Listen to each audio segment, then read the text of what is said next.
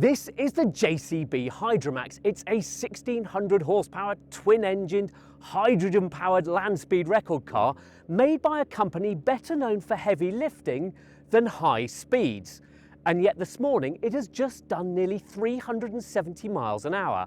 And it's done it here at the Bonneville Salt Flats, the home of the land speed record.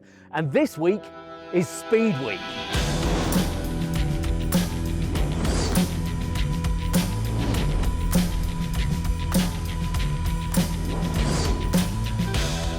Lots of cool stuff coming up.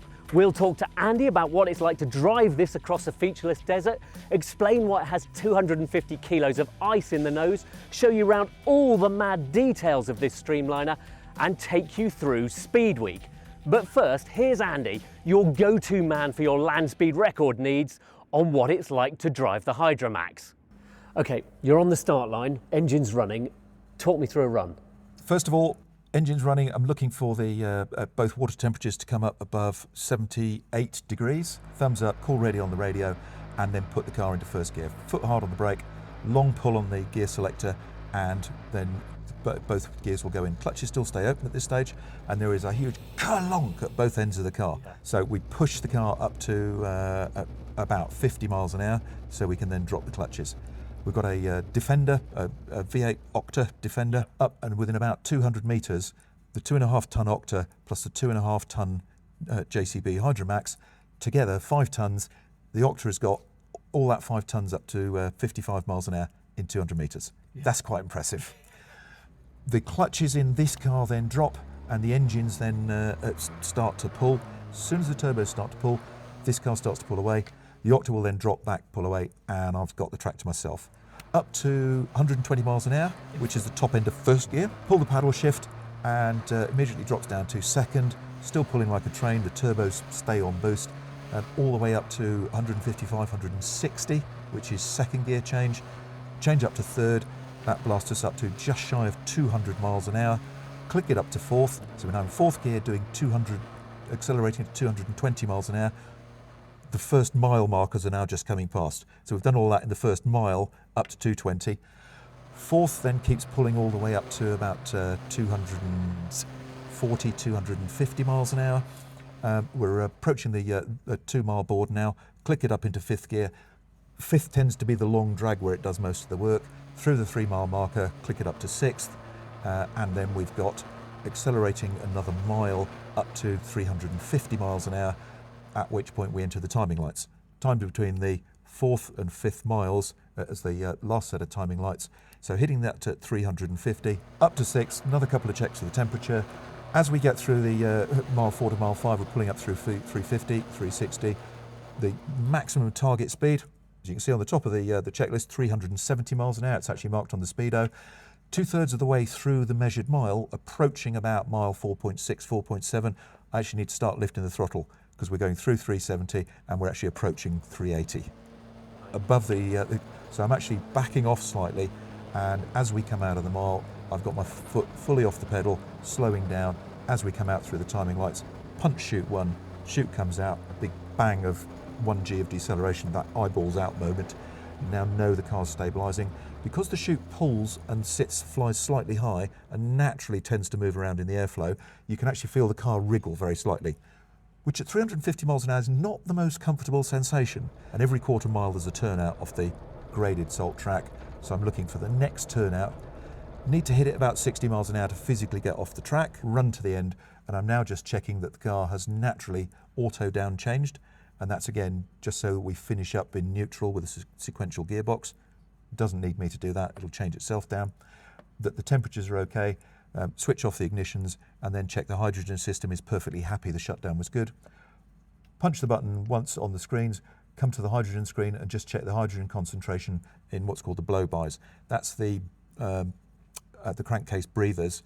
So any loose hydrogen in the engine, which has sneaked past the piston rings, will then be detected there. Confirm that with the team and then they know the car is completely safe, and we can get on with the process of sticking it on the trailer, taking it back to the pits, getting ready to go faster. Hydromax is currently running during SCTA Speed Week, A warm-up for JCB, but the main event for everyone else. So let's have a look around what else has come out to play on the Salt. Right, this is how Bonneville works, and let's face it, it is not complicated. That up there is the start line. Everyone queues up in order and goes when they're told to. That track is 5 miles long, laid out for 5 miles with a lot of runoff, about the same amount of runoff going again. There are also 2 more tracks over that side, so we'll go and have a look over there.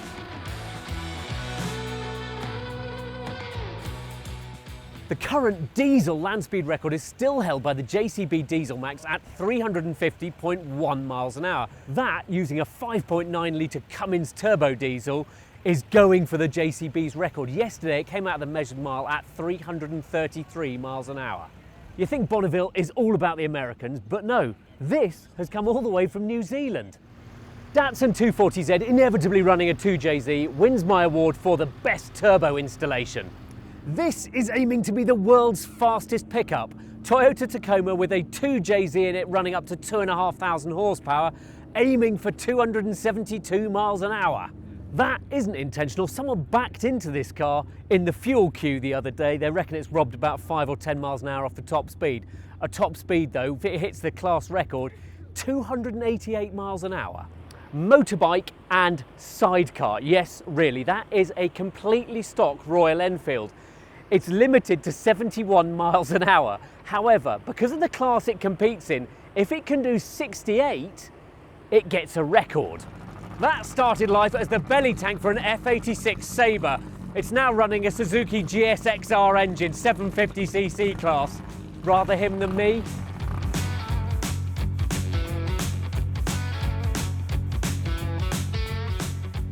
Compare and contrast all of what you've just seen with the JCB Hydromax.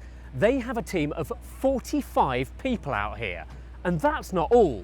This is the pit lane at Bonneville. It's about 2 miles long, and this is how most people are set up. It's not big, is it? And this is JCB's setup. Oh, and that. And then here we are at a local airfield where we have a hydrogen refueling rig, and over here, a whole hangar full of goodies. Because when the Hydromax isn't on the Salt, this is where it lives. And look, you can see all the stuff associated with it, all the spares packages. Up here, we've got a whole load of tyres. Over this side, we've got a hydrogen refueling tanks made of carbon fibre tucked into there. But look, this is where we have the star of the show. Here is the JCB Hydromax with all its body panels off, ready for us to have a good nose around. But in order to do that, we need someone who knows everything about the car. Let's get Andy Green in here. Right, let's start at the nose, and I'm interested in the profile of the nose and why it looks like it does. Different challenge to a normal race car. Most race cars are looking for aerodynamic downforce to give them more traction and more cornering force. Yeah. Neither of those things are critical for land speed. It's actually about managing the load. So you don't generate any lift for obvious reasons, but you actually don't generate any downforce. Right. Because at 350 plus miles an hour, you would generate a lot of downforce, which equates to drag, which equates to a lower speed. Right. This sport is all about speed. So the nose is optimized to generate just the tiniest amount of downforce for safety reasons, just to make sure we don't finish up with lift, but also the air that's going underneath. And here we can go back 20 years to the late, great Ron Ayres, designer of the world's fastest car, the Thrust supersonic car. He looked at this project when he advised JCB on it and said, over the whole history of the land speed record, almost every car has underperformed slightly and has suffered from slightly more drag than expected, particularly Bonneville cars. And he looked at this in detail. He said, the Salt is a slightly loose surface. It's, it's got this very crystalline. So the front wheels throw out these crystals, and the whole of the rest of the car is running in this storm of salt crystals. Yeah. So it's running in a much higher density fluid than just air. So it's running in a salt storm. So Ron said, if I can take the air underneath, and underneath the car there are these channels either side of the front wheels that come out, and you look just by your left foot, there is a channel sticking out of the side of the car. The airflow comes out there along with all of the salt that the front wheels have thrown. So it throws it away from the sides of the cars, the drag reduces on the back of the car, and 20 years ago, the JCB Dieselmax car went quite a lot faster than they were expecting. Now, Right. we can't prove that was the only reason, Yeah. but it was looking at the data, probably a significant part of why that went faster. Right. Ron's brilliant discovery is Yeah. still being used today by JCB to make the world's fastest hydrogen car even faster. Wow. Right, let's go back a bit from the nose. You've got an ice tank in there where you put 250 kilos of ice on each run? Exactly. There's a quarter of a tonne of ice and water in this car just for the cooling. Yeah. These engines obviously running at up to 800 horsepower generate an enormous amount of heat. Yeah. In addition, hydrogen engines running at very high power need to have cold air. So the air here at Bonneville starts at 35 plus Celsius. Yeah. You then put it through the turbo, it comes out at 200 and something Celsius. Yeah. We then put it through the charge air cooler, where it comes out, and this is 400, it's about 450 litres. So 2 domestic baths full of air, get compressed, and then go through the charge cooler each second, go in at one end over 200 degrees, come out at less than 10 Celsius. Really? You need a lot of cold fluid to get that charge air cooling going, to get the maximum power out of the engine. Yeah, because obviously you don't want a radiator in here, do you? Plus the cooling jacket, the radiator would create massive drag, Yeah. so we don't shed the heat, we actually store it, and some of that storage is in the phase change from ice to water, so literally as you're melting the ice, it's absorbing the heat of the engine and absorbing the heat of the air. Right. So the car starts freezing cold and finishes up actually quite hot, simply because for the minute and a half that we're on power, it's cooling the air and absorbing the heat of the engines. Yeah. That's what the quarter of a tonne of ice and water does. Right, let's talk about these engines. So one in the front, one in the back, obviously. Let's concentrate on this one for now. The green bits, am I right in thinking, are from JCB? They are the Diggers engine block, the hydrogen Diggers Exactly engine right. block. This is a cast iron block that has come off the JCB production line, Yep. a lot of which go to their diesel fleet, some of which then go across to a different line to have the hydrogen heads and gas flow fitted. Yep. In its hydrogen form, this block is designed to produce 74 horsepower. Yep. Now, between JCB and Ricardo, they have put more than a little magic engineering dust on this to get that 74 horsepower engine up to 800 horsepower. Yeah. So there's cooling, there's gas flow, just the lubrication. They've got to throw all of the oil around the engine, they're running at about 1 litre a second. Half of that is sprayed onto the back of the pistons to stop the pistons melting on the spot because there is so much heat. And then of course you need to take those that oil, pull it down. Well, so first of all you need to filter it, you need to de-aerate it because it looks like badly poured Guinness at this stage. Then you've actually got to cool it down because it's red hot, and then recompress it and fire it back through the engine every few seconds. Yeah. So just the oil flow is an epic challenge in itself. And it's an engine laid on its side, isn't it? To make it slightly harder, from my point of view, it's brilliant. Yeah.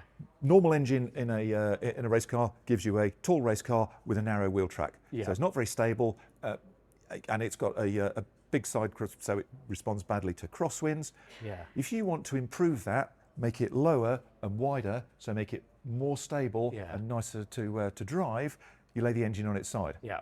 Technically a very difficult thing to do, and again, Yeah. JCB and Ricardo have been working very long hours for the last 9 months bet. to produce a 74 horsepower upright engine in its lying down 800 horsepower form. Magic bit of kit right there, and that really is, it's not only a demonstration of how extraordinarily flexible and bulletproof the JCB engine is, but just how world-class these engineers are. And so in a normal thing, it revs to about 2,000, does it? And here it's about 4? A little over 2,000. This engine is cleared to rev up to 4,500 RPM, and we're using it between about 4,200 and 4,400 at the moment, depending on the exact power rating we're using for it. And then the clutch, that is from a digger, isn't it? That is literally lifted. If you're using, the JCB engine is an incredibly strong engine because it is literally just about half a tonne of material there, designed to be part of the chassis strength of a JCB. Yeah. The JCB clutch is equally bulletproof because it's meant to be builder-proof. Nothing against builders, they have a hard life and they do a hard job. The clutch needs to be incredibly tough. Yeah. So why wouldn't you use it to take that 800 horsepower, an enormous amount of torque, over 1,600 Newton meters of torque, through multi-plate clutch, and then through the X-Track gearbox. Yeah. Now, X-Track, that is a gearbox based on a endurance car, so Le Mans race car type box. Yeah. However, You put 1600 Newton meters through a clutch, a gearbox like that, it will strip it. Yeah. It'll just eat it. So they've actually stepped up the RPM to double the RPM in order to halve the torque, so the gearbox can actually live. And then they step it back down again to feed it through the front axle. All of this then rotate through 180 degrees, face the other way, the back end of the car, driving the rear wheels, and you now have a twin engine car with some proper hydrogen powered attitude and 1600 horsepower. Wow. Talking about further back, let's go and have a look in the cockpit because I'm fascinated by this. Right, I'm surprised how simple it is in here. There's not many buttons, and I'm guessing that's not a touch screen. No, it's not. It's a very sophisticated set of software that's given me everything that I need in this cockpit. But the aim is to keep it as simple as simple driver, simple cockpit. that works for me. The cockpit itself, I'm sitting in a carbon fibre tub with a steel roll cage. Interesting combination of technologies, but we actually have to meet two sets of regulations here because we're running this week at Bonneville Speed Week under what's called the SCTA, the Southern California Timing Association, guys who regulate Speed Week, and they're very much based on a lot of guys who actually build their own cars at home. So. Steel roll cage is the way ahead because it's something you can actually manufacture and inspect. Yeah. FIA regulation, they're very happy with the carbon fibre tub. So we've actually got the best of both worlds. So you've got a hybrid system, basically. In a hybrid form, leaving me incredibly well protected, and also with the perfect flexible working space. And the great advantage of a single soft screen with the buttons on the sides is it's reprogrammable. So when we started running this car, and started testing it in the UK, one of the things we found is it's quite sensitive to brake pressure. The brakes on this car are enormous. They're designed to be able to stop it from maximum speed on the wheel brakes alone, which is a fairly epic achievement when you're doing 350 miles an hour. But because we've got these massively powerful brakes and the land speed record tyres, we need to be quite careful just how much we feed in. So literally overnight, during the course of an afternoon, the guys programmed in on two of the gauges which were previously reading the torque output. When the car's slowing down, and the car knows when it's speeding up and slowing down, it's bright enough to do that. When it's speeding up, it's showing me engine torque, and as soon as we move to slowing down, it goes into decel mode and starts showing me brake pressure. Oh, really? How simple is that? Yeah. And then all of a sudden, my job isn't to have 15 different gauges. I'm looking at the one for the right foot gives me torque response on both engines. And then as soon as we move to slowing down, my right foot moves across the brake pedal, and the same gauges then go, and here's how much brake pressure you're putting on both brake circuits. So simple. And do you have a speed readout on here as well, or have you just got engine? I've got a very accurate speed readout. It's a digital speed rate and a tape around the outside. Right. And the advantage, if the numbers are jumping around, I can actually look at the tape around the outside, and there's an arrow on the Speedo for whatever the aim is. Today the maximum speed for the SCTA run was 370 miles an hour. So literally there's an arrow at 370. I didn't even have to remember that. There's the arrow.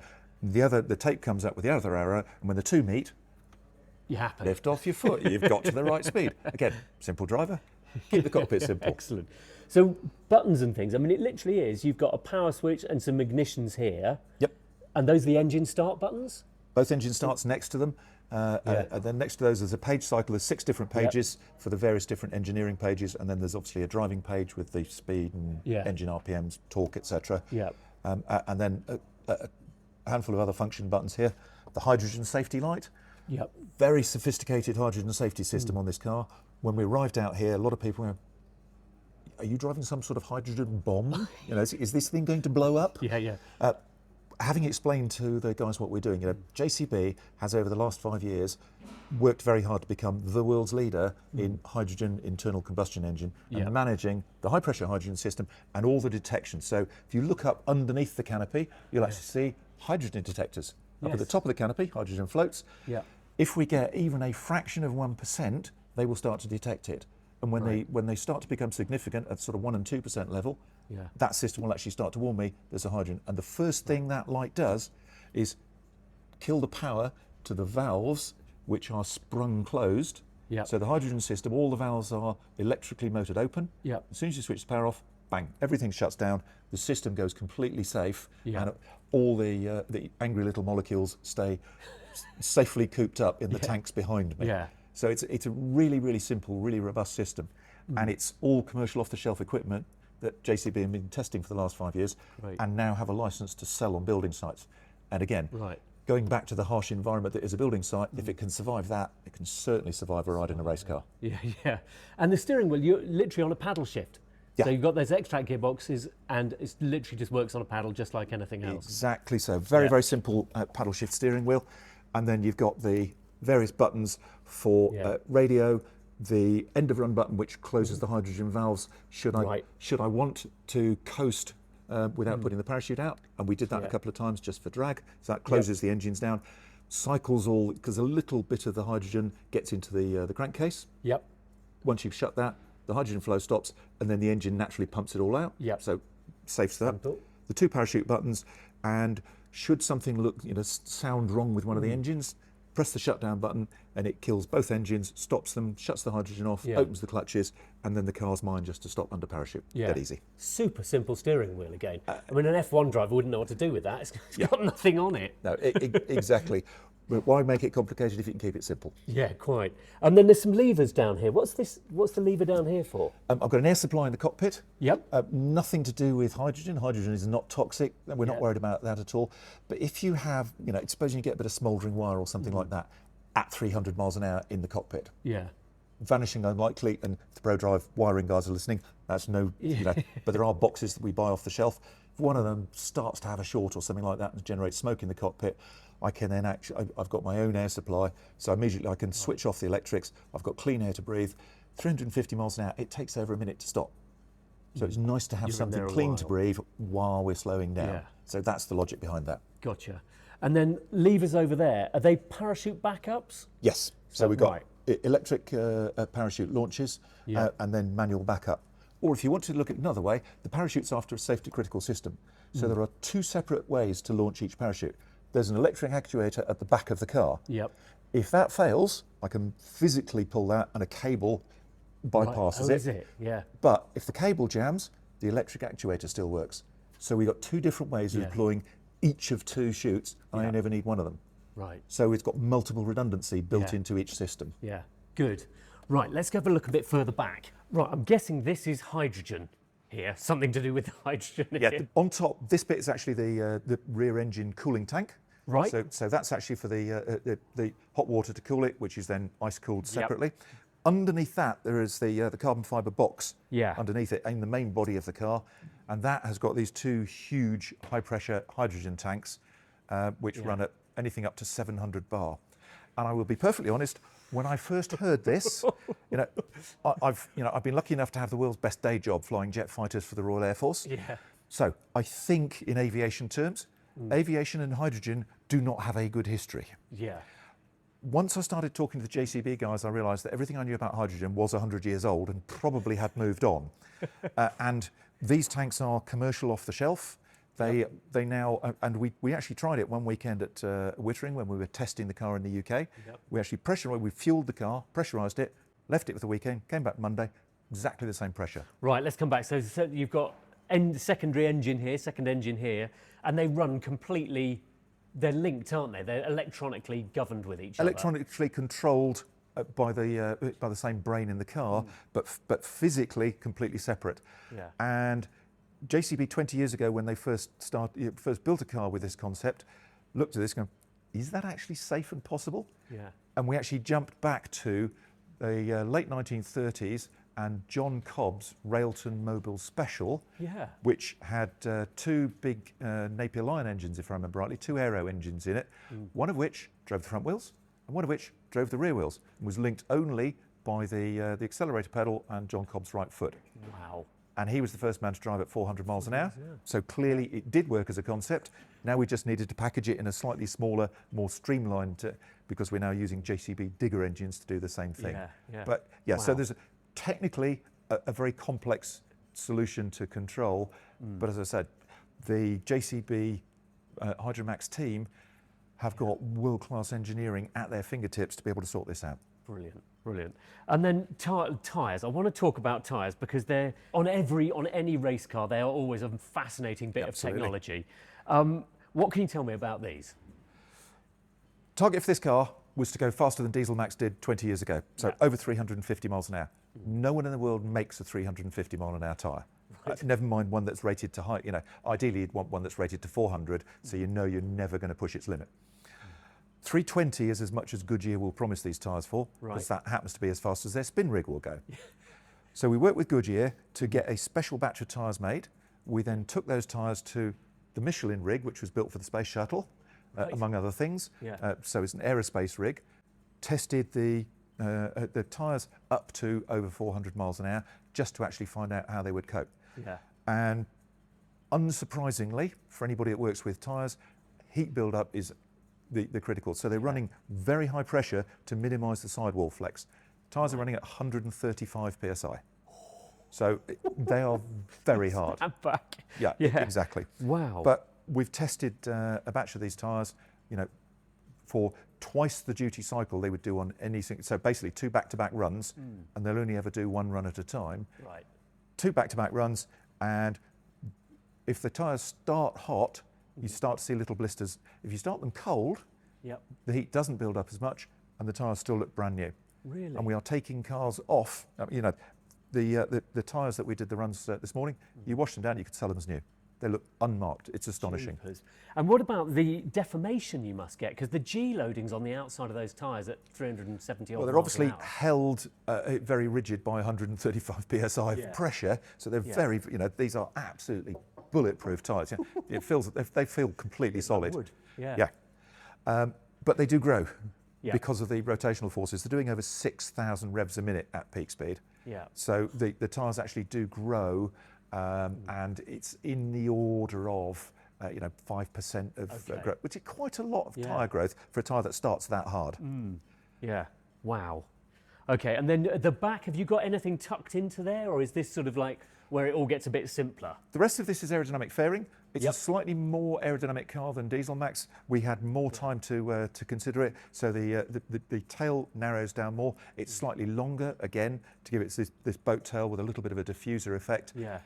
That also narrows it down to the minimum area you need, because doing over 350 miles an hour in a 2.5 ton car does involve a lot of energy, and the way to get rid of that energy is with the aerodynamics. So we've got 2 drag chutes at the back, each one of which is cleared for maximum speed of the car, either can stop the car by itself. So the tail wraps down around the chutes at the back end, and one of those will come firing out. There's a strop tide here which rushes out to about 20 metres behind the car. Chute blooms, produces around 20 kilonewtons, so about 2 tons of drag at the back end of the car. And that's actually the feeling that every driver loves. It's the real eyeballs out moment with the, yay, car's under control, slowing down, we've done our, and it's all now going into we can relax and enjoy the rest of it.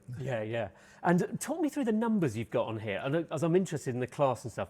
But 522, did you choose that? Or is it a start number? Every Bonneville car has its own unique number, and they actually refer to the cars rather than by name. They refer to car 522, car 411, cars. JCB, and there are, obviously the cars that have numbers have numbers. There's a list of all the available unused numbers. Had a look down the list and saw 522. Had a little think and said, if you dial JCB on a telephone keypad, you are dialing the numbers 5, 2, and 2. That was the obvious choice. And then there's a series of letter codes, again, specifically for Bonneville Speed Week. First of all, the engine size, which is everything from about J down about 50 cc for the guys who run these tiny little vehicles, mopeds at 40 miles an hour. Which, great, bring it on. All the way up to over 8 litres, which is the AA class where we sit. Then the type of vehicle. We are blown gas. There will be a hydrogen class next year, so that'll probably be BH. But at the moment, that's being created for the next generation of hydrogen cars. This is the first of a new breed. In the meantime, we're racing alongside the petrol, or in this, in this country, gasoline powered. So blown, gasoline. Blown is for turbo or forced induction. Exactly right. So turbocharged, gasoline, Streamliner, which is a fully enclosed body, fully enclosed wheels. And you get Lakesters, which are the fully enclosed body with the wheels on the outside. The Roadsters, which are the classic sort of front engine, rear wheel drive road cars with a roll cage sticking out the top. Then you get the coupes, which are the sort of standard family cars, but lots of aero and souped up. Then the modified coupe. There are hundreds of different classes. But that's great. It gives anybody, anywhere in the world, the chance to get a car have a look at the record. How do I make this car or whatever I want to make that fast? Build it at home, come here and race it on what they refer to as the harshest test in motorsport, out on the Great White Salt Dyno. Yeah. So SCTA this week, done. Yep. FIA next week, going for more speed, because you've been running these slightly restricted, haven't you, this week? Yeah, we've been running just under 600 horsepower this week. Right. We can now turn the wick up a little bit. The FIA record is done 2 ways, so it's a slightly different profile, slightly different shaped race course. Yeah. It's slightly more challenging because you've got to go back through the timing lights within the hour, but we've got a bit more power to do it, so very excited, and that will be the international, that will be the world record status under the FIA. Brilliant. Well, look, best of luck with it. Thank you.